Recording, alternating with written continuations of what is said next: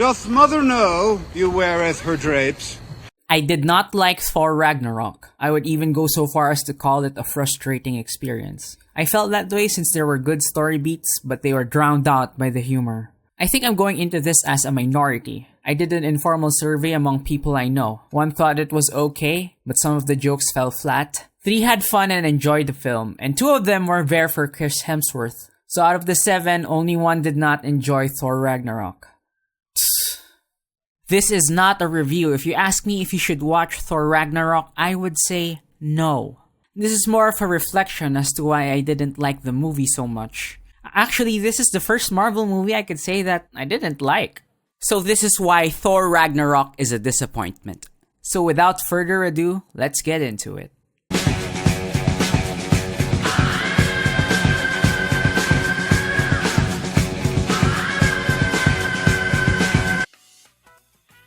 The first 2 Thor movies were inoffensive. They didn't do anything to drastically change the way movies were made, and they didn't do anything to change the Marvel Cinematic Universe, but it did a good job of promoting Thor. I did like the first Thor movie for other reasons. It was the first time, back then, for a cinematic universe to come up. So it's like, oh, holy shit, that's Hawkeye, right? He's gonna be in Avengers, that's so cool. They even did the hero's journey for Thor in the first movie. I'll probably do a video about that some other time, but I guess they get points for that. Thor the Dark World was, The worst thing I could say about it is that it's so unmemorable. It felt like we gotta have a part 2, right? Iron Man and Captain America had the sequel, so Thor should have one too. Really, the Thor movies haven't really made an impact. Iron Man was a landmark. If it flopped, there would be no Marvel Cinematic Universe.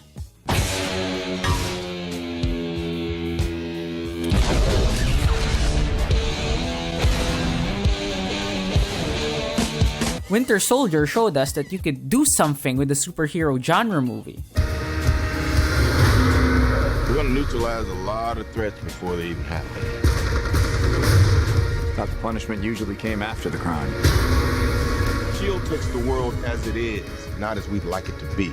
This isn't freedom. This is fear. So 2 out of the 3 of the big 3 in the Avengers have something to say about the comics' cinematic landscape. How could this happen in me? I made my mistakes, got nowhere to... So the question that they asked is, what do we do with the 3rd movie so we could do something with Thor? In 2016, people discovered something. Chris Hemsworth is funny and he can do improv. He starred in this movie, I forgot the name of the movie, and his co-stars could not believe how funny he was. Chris Hemsworth. How about him? Who's that? Chris. Oh, yeah. Chris Hemsworth. Big, tall, awkward blonde guy? No, yeah. He was funny. He's crazy funny and an insane improviser. Fantastic improviser, especially his interview scene. That was probably one of my within the favorite whole- scenes to do. We lost it. my Was it God. actually he was crying. Improvisation. That scene in particular was Probably the most. the most Yeah, improvised for yeah. sure. Now you got something. You got a Thor that could actually be funny. So let's get someone who could do something with it. Taika Waititi. Taika Waititi was a name that I wasn't familiar with. I was familiar with his movie. I didn't watch it, but I know of it. It's What We Do in the Shadows. It's a comedy movie about vampires and werewolves in New Zealand. So you got these 2 guys together. What does that translate to?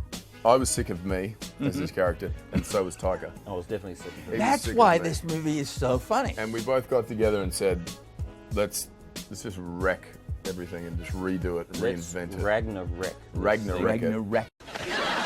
Marvel was so pleased with that idea. Well, no, but I'd played the character 6 times, I think, by this point, and I called Kevin Feige. I said, we've got to do something different here. We need a different director. We need, and I loved every director I'd ever worked with, and every experience was a step to this. But it was like, now we got to reinvent it. We have an obligation to do it.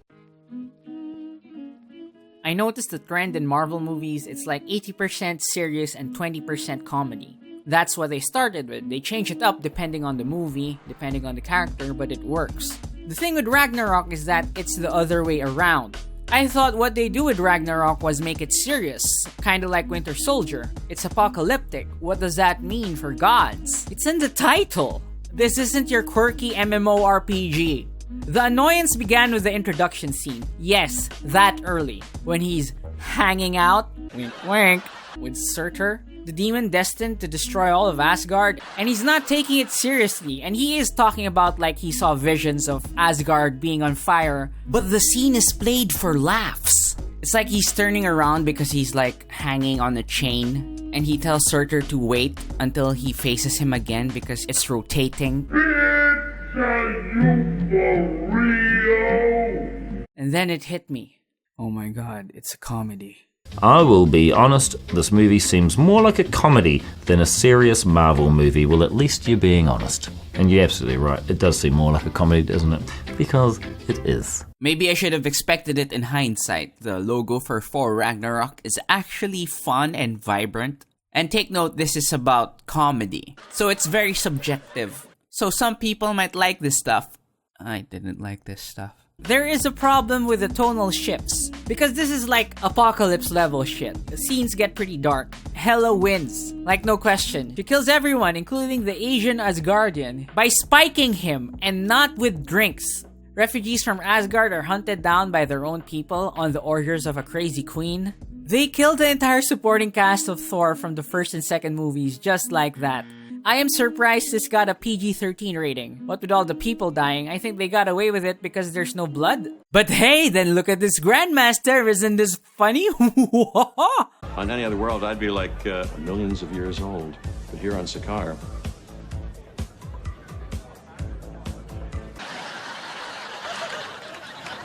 it's not like a comedy movie can't have serious moments, but the serious moments, when you contrast it to the funny moments, are so polar opposites of each other. You got world destruction and light-hearted funny moments. It's not like Disney hasn't done any dark humor. I remember Guardians of the Galaxy Volume 2.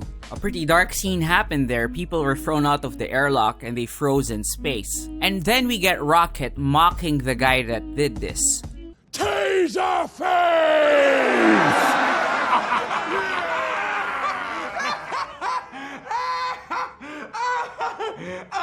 I'm sorry. Your name is... It's Taserface? That's right. Do you shoot tasers out of your face? It's metaphorical! For what? For it is a name what strikes fear into the hearts of anyone what hears it. Okay.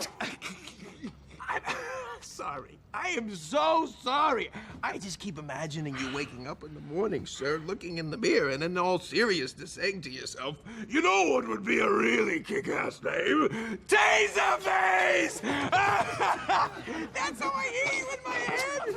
I can't take it anymore. What was your second choice? Scrotum hat?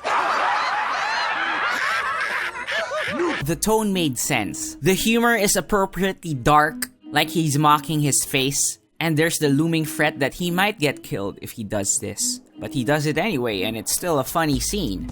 I'm not saying that Guardians 2 humor is perfect. There were some scenes that were tonally weird, but the scene with Rocket was right. In Thor Ragnarok, we get two distinct tones that don't mesh well together. And it's not like the joke was just for the sake of making a joke. It was for a purpose. He didn't want Yondu to die. We're killing you first! Well, dying is certainly better than having to live an entire life as a moronic shitbag who thinks Taserface is a cool name. And it informs us about Rocket. The funny bits in Thor Ragnarok are like skits. It's like the story's plot stopped to tell a joke, instead of the joke being naturally coming out of the scene. It's probably because most of the movie was improvised. How much was improv? Which is a difficult thing to do on a big movie like that. And yet, it happened? Yeah, I was so surprised when I was like, yeah, we improvised so much of the film. I know. But then I think about it, my favourite stuff was Mark and Chris. And putting together the team. The Hulk is the fire. Wait, you're just using me to get to the Hulk. What? It's gross. What? No. You don't care about me. You're not my friend. No, I don't even like the Hulk. He's like smash mess. I prefer you. Thanks. But if I'm being honest, when it comes to fighting evil beings, he is very powerful and useful. Yeah, Banner's powerful and useful too. Some of the improv jokes don't work. Like the whole Stephen Strange sequence, it's like they substituted what could have been an interesting interaction between two heroes with, "Hey, you got beer, isn't that funny? Hey, we're teleporting again, isn't that funny?" Also, the scene when Thor was gonna fight, and he saw the Valkyrie and he wanted to get out, so he's trying to convince her. And he stops and makes the improv bit, which doesn't work because he said that when he was younger, he wanted to be a Valkyrie. And then he said, it's about time for women to be represented. And I'm like, bitch, are you for real? If they were already represented when you were younger, then this joke doesn't make sense, right? Sometimes improv could be fun. I'm gonna wait out here, okay? It's a big house. It's funny that I only ever see two of you. It's almost like the studio couldn't afford another X-Man. That was improvised. Less words, less mistakes. There are too many attempts at humor so that the shots don't hit the mark. If the jokes were focused, I liked it. Like this scene. Hey, let's do get help. What? Get help? No. Come on, you love it. I hate it. It's great. It works every time. It's humiliating. Do you have a better plan? No. We're doing it. We are not doing get help. Get help! Please! My brother's dying! Get help! Help him! Quality is better than quantity, is what I'm saying. And another thing, this film has nothing to say. Like, if you ask me what Winter Soldier was about, I could say that it's about one man who is idealistic and is striving to have his ideals remain intact while he's in a world where everyone is backstabbing each other, everyone has plots. I can't really say what Thor Ragnarok is about. Maybe you don't need a message. Fine, that's true. This movie seems more like a comedy. It is. Is this really the way you want your film to stand out, as a comedy? Really? This could have been so much more. The theme could have been family. Odin entrusted Asgard to his sons. Asgard is not a place. It's a people. Now, those people need your help. The main antagonist turns out to be their sister who wants to get back to the throne. You got good scenes with Loki and Thor about how they're drifting apart, but at the end they should be together because they're family. You got good drama scenes with Odin when Thor is almost defeated and he spurs him on like, "Dad, I can't do this. I'm not as strong as you." And then Odin just goes straight up and says, "You're not. You're stronger." Oh yeah, that's the shit. But any real moment is drowned out by the humor. I think the best indicator on this film's goals, and for me why it missed the mark, was near the end of the movie when Asgard blows up. Korg, who is played by Taika Waititi, has a nice monologue about how the ruins of Asgard would be a good foundation for the survivors of Ragnarok.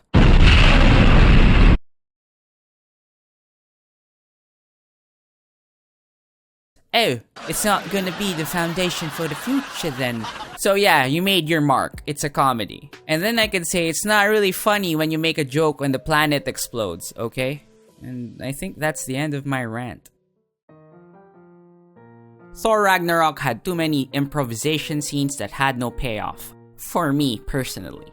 The tone is inconsistent, making it a mess. And I could say that I didn't really like Thor Ragnarok. In fact, I'm kind of disappointed. A lot of people seem to like this movie. Good for you. As for me, I didn't. But at least I hope you guys were entertained while watching my rant. Thanks for watching, guys. If you like this stuff, consider subscribing. Click that bell for notifications. Unless you want the 7th episode of a rather good season to turn out to be shit. Thanks for watching and I'll see you on the next one.